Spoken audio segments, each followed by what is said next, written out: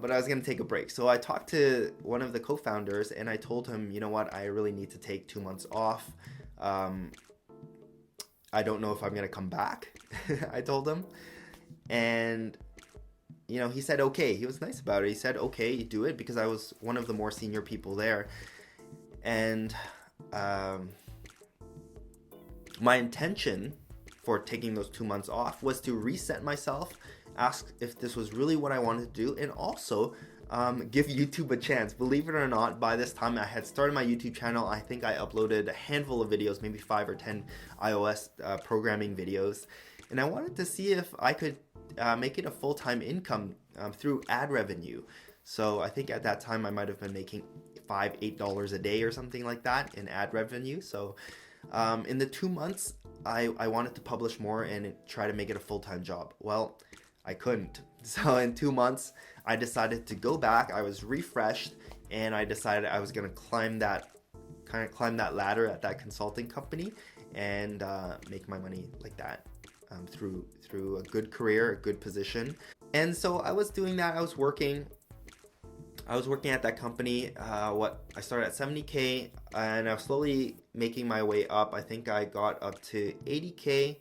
So after I came back, I had a coworker who engaged a headhunter, and that headhunter found a bank who gave him an offer of 100K.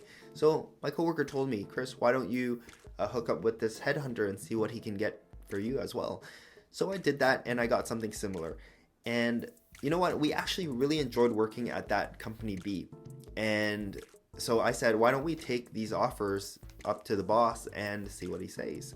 So that's what we did, and we talked to him.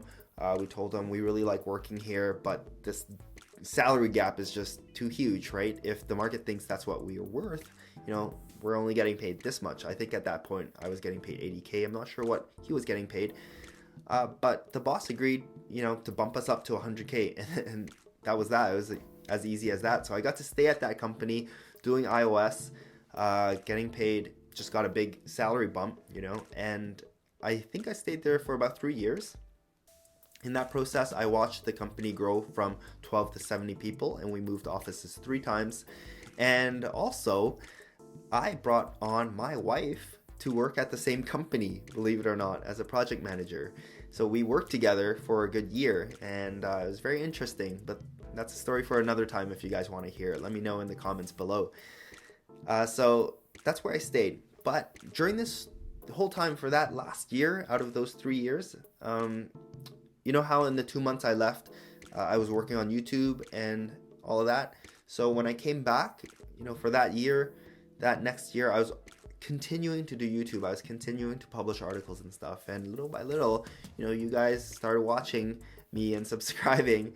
And so I built a little bit of an audience. And what I discovered was that you guys were actually willing to pay to learn iOS. And there was actually this one guy who followed one of my tutorials at that point. It was kind of like a dice game, like a dice rolling game.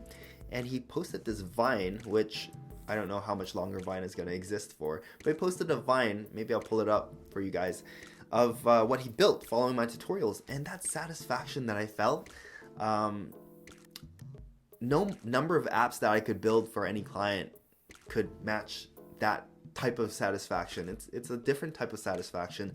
And I never knew before why teachers wanted to teach, but at that point, I knew why. It was just this great feeling. To me, it might sound weird to you, but to me, having someone learn programming, it felt like I was teaching this little kid to walk, and it made me feel really good. So I thought, if I could do this full time and I could do this for a living, even if I wouldn't make as much money as I did, I would rather do that. So that's what I did. And luckily it was okay with my wife. I decided that, I would give myself 8 months. We had savings. She still had her job, and we would try this. So for 8 months, I produced more videos, produced more articles, and did some courses. And from that point, I had enough confidence to continue on. So thank you guys. Yeah, thank you for watching, and thank you for enrolling in my courses and reading in my articles, and just and sharing the Code with Chris brand with everyone out there. Thank you so much, because you guys really made this happen. So that's kind of the story of my salary history and how Code with Chris kind of came to be. Maybe I'll do a more detailed video of the specifically Code with Chris, the origin story, you know, in the future. But I want to ask you guys now, and I hope this whole thing was interesting for you guys. I quit a couple of times. I worked for 3 different companies. I don't know if that's the norm or not. I want to hear from you guys. How many companies have you guys worked at? Were they big or were they small?